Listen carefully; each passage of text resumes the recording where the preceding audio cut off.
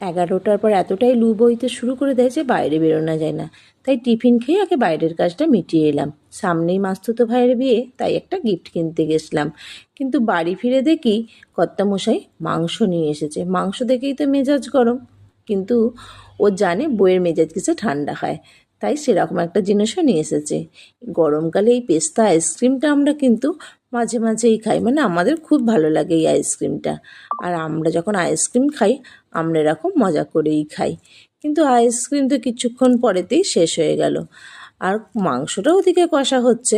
তাই কর্তামশাই বলল, কী গো, আমি তো তোমাকে তোমার পাওনা দিলাম, এবার আমার পাওনাটা আমাকে দিয়ে দাও।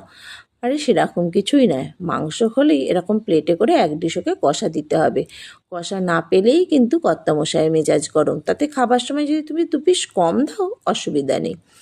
দেখো, মাংস আমার রান্না হয়ে গেল, আর তার সঙ্গে একটু ভেন্ডি ভাতে দিয়েছিলাম।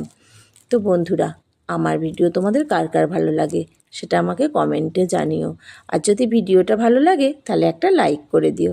টাটা।